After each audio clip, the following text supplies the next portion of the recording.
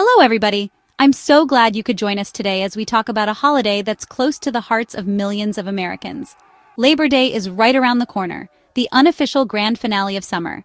It's a time when communities come together for parades, picnics, and one last big barbecue before the leaves start to turn.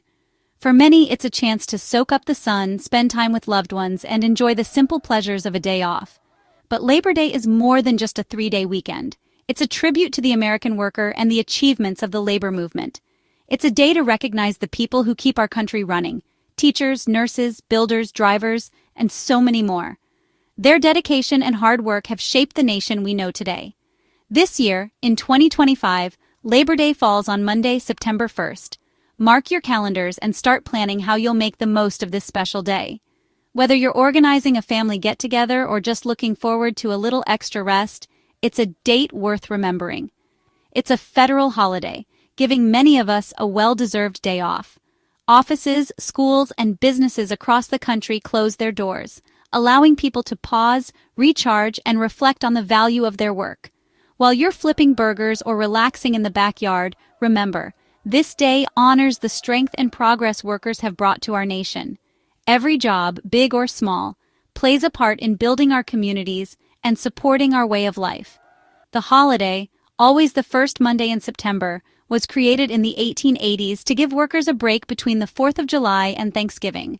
It was a time when laborers fought for fair wages, safer conditions, and reasonable hours, struggles that paved the way for the rights we enjoy today. So as you enjoy the long weekend, take a moment to appreciate the grit and determination that built America and the importance of workers' rights. Think about the generations who stood together, demanding respect and dignity for all. Labor Day is for all of us, a celebration of hard work and a reminder of how far we've come. It's a day to honor the past, celebrate the present, and look forward to a future where every worker's contribution is valued. So let's make this Labor Day meaningful, together. Labor Day weekend means barbecues, beaches, and big sales. Families gather for one last summer cookout, sharing laughs and memories before the busy fall. Many hit the beach or pool for a final splash, soaking up the last rays of summer. And let's not forget the shopping. Labor Day sales are legendary, with deals on everything from furniture to school supplies. Whether you're grilling, swimming, or bargain hunting, it's all about enjoying a well-earned break. The way we celebrate may have changed, but the heart of Labor Day remains: taking a pause from work to enjoy life. It's a national reset, letting everyone savor the rewards of their hard work.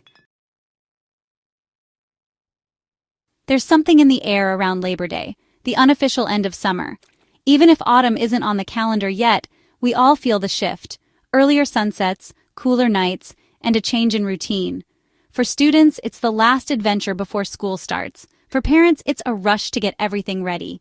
Labor Day draws a line between summer fun and the structure of fall.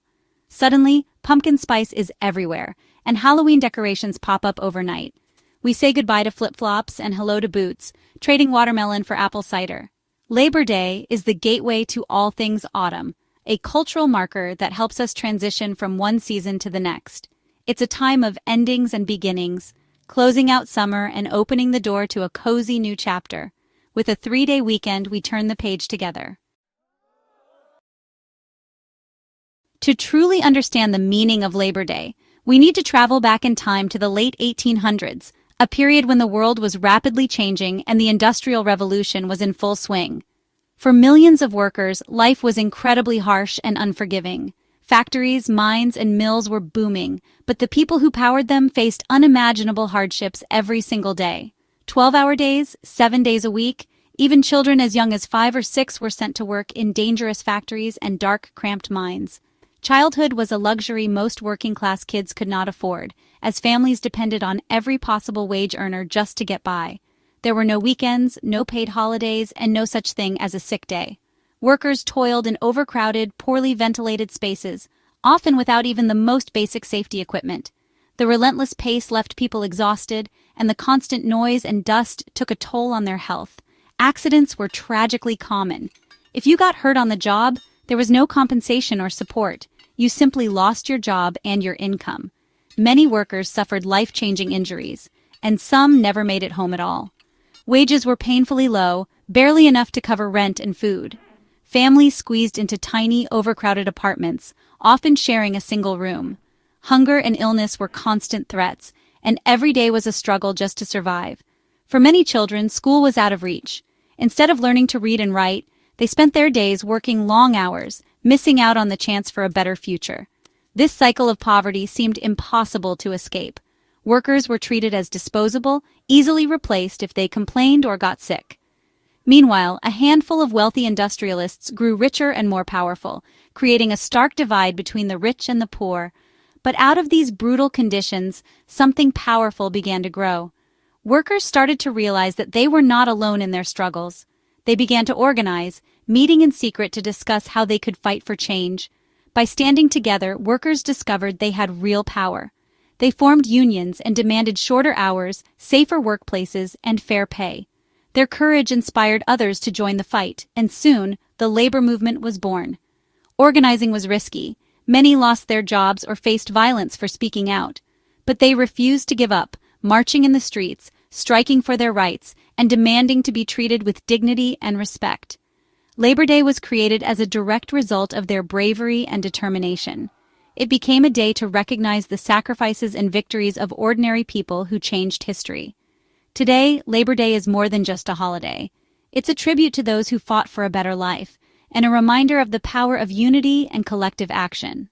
The progress we celebrate now, like weekends, minimum wage, and workplace safety, was built on the sacrifices of those who came before us. So as we enjoy the rights and protections we have today, let's remember, every right we have at work was won by people who refused to accept injustice and who believed in a better future for all. So how did Labor Day become a holiday? The story goes back to a time when American workers were fighting for more than just a paycheck. They were fighting for dignity, respect, and a better life. In the late 19th century, the Industrial Revolution was in full swing, and workers faced long hours, unsafe conditions, and little time for rest or family. The idea of a day to honor their contributions was radical, but it was exactly what the labor movement needed. It all started with a parade, a bold public statement that workers deserved to be seen and heard. In 1882, New York's Central Labor Union organized the first Labor Day celebration. It was a daring move, meant to show the strength and unity of working people. The organizers hoped to inspire others and prove that workers could come together peacefully to demand change. At first, only a handful of workers gathered at the parade's starting point, but as the march wound through the city streets, more and more people joined in, drawn by the music, the banners, and the sense of hope in the air. By the time the parade reached Union Square, the crowd had swelled to 10,000 strong. Workers marched shoulder to shoulder, carrying banners that demanded fair hours, safer workplaces, and better conditions for all. After the march, the celebration continued. Families gathered in parks for picnics, children played games, and musicians filled the air with lively tunes. Public speeches rang out, calling for justice and unity, a true festival of solidarity and pride. The event was a resounding success. Newspapers across the country reported on the parade's energy and spirit, inspiring workers in other cities to organize their own celebrations. Soon, Labor Day parades and festivities began popping up from coast to coast. Communities large and small embraced the holiday, making it their own with local traditions and celebrations. Unions pushed for official recognition, lobbying lawmakers and rallying support. Eventually, the first Monday in September was chosen as the date, a time to pause and honor the people who built the nation. That first parade was more than just a march. It was the spark that ignited a national movement for workers' rights and recognition. It marked the moment when American workers stepped into the spotlight, united in their demand for fairness, respect, and a better future for all. Who really invented Labor Day? It's a classic debate between Peter J. McGuire and Matthew McGuire. McGuire, a co-founder of the American Federation of Labor, is said to have proposed a workers' holiday in 1882. He envisioned a parade and picnic to honor labor's strength. But Matthew McGuire, a machinist and secretary of the Central Labor Union, also claimed credit for the idea.